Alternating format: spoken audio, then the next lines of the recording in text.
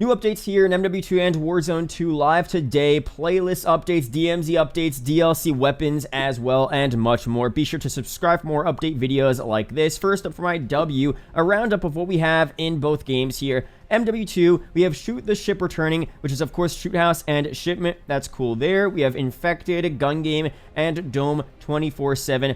All solid playlists there. This week in Warzone 2, we have normal Al-Mazrah BR, quads, trios, duos, and solos, mini real trios, and then Resurgence, Ashik Island, quads, and now duos. I don't know why they don't just give us all of the modes at once, you know, solo, duo, trio, quads. They gave us solos for about 2 days max a couple days ago and then removed it for whatever reason. I guess there were some issues behind the scenes, but they never, you know, tweeted out why they removed it.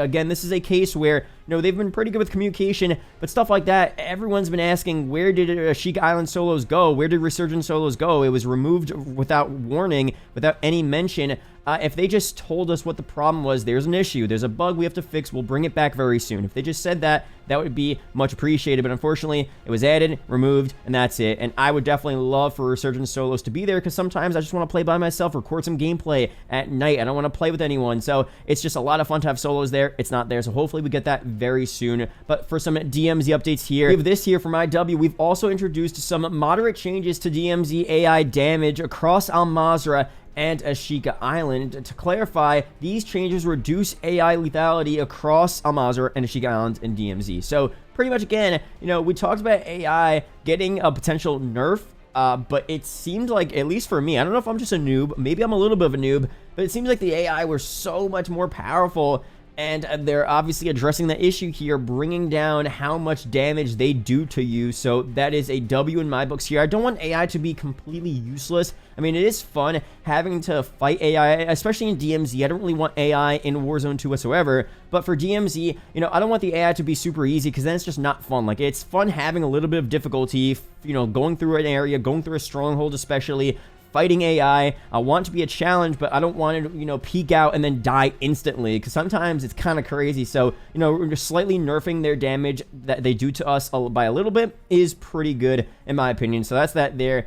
And for another pretty interesting thing here, we have this from IW, which they said they were going to do. They haven't done yet, but they're finally doing it for this month's community vote. What collection of existing MW2 maps and modes would you like featured together in an MP Moshpit playlist? We'll pick from the top comments below. So if you want to comment down on this video as well, maybe they'll check out this video, who knows, probably not. But here's some pretty good comments I saw about ideal playlists we want to see in MW2. Shipment and Dome, Domination, Hardpoint, Headquarters. Solid one there for sure. Close quarters maps, like that a lot. Charlie Intel said Shipment and Dome as well. Dom, Hardpoint, TDM. I don't know if I want TDM, honestly, but another solid one there.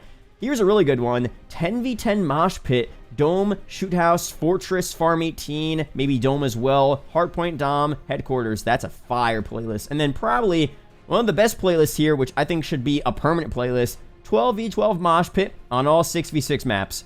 Fire stuff here, because honestly, again, there are a lot of maps in this game. Museum, El Asilo, and even just the normal base maps as well. Farm 18, that would play so well with 10v10, 12v12. I don't think it's going to be too hectic. Maybe it would be hectic on Fortress, because that's already a smaller map. Maybe you don't want 12v12 on Dome or Shipment. Maybe that's too crazy. I understand. But for the rest of the 6v6 maps in MW2, having 10v10 and 12v12 permanent playlists would be so fire, and that's honestly one of the biggest W's that we got from Vanguard. In my opinion, combat pacing was so fire. Having more players on these maps was just a ton of fun. I mean, sometimes, again, on Das House, was it too hectic having 12v12? Maybe, but it's fun having that option, having a faster paced game, going crazy, going for high kill games. It's a ton of fun. And sometimes in MW2, on some of these maps and modes, it's just so slow. And when I'm playing multiplayer, I don't want a slow paced game. I want a fast, you know, respawn, going into the action, getting kills. It's just what I prefer more. So I think a lot of you guys would prefer that as well. So seeing those types of modes in MW2 would be so sick. So let me know down below,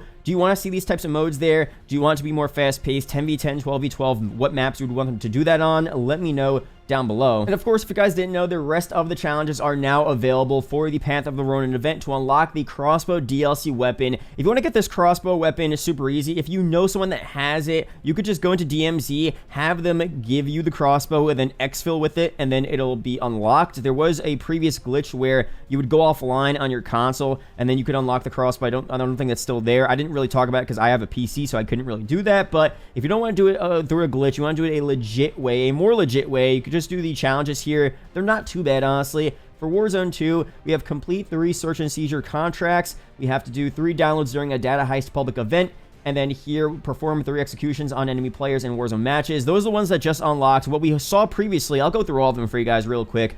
First one was in Warzone, finish in the top 10 5 times. Pretty easy there, already did that. Restore honor 5 times in resurgence matches. You have to go back to your dog tag, whatever. We have this one, 5 bounty contracts, pretty easy. And then revive 20 teammates. So that's that there. You could do that pretty easily. For MW2, it's 15 matches in any MP mode. Win 15 matches, I should say. Next one is get 100 objective defense kills. This one, people are telling me it's pretty hard. I already have a little bit done. 50 operator kills using Battle Rage. So if you want to do that, that's the one there. 100 operator assists, not terrible. 3 operator kills without dying 25 times.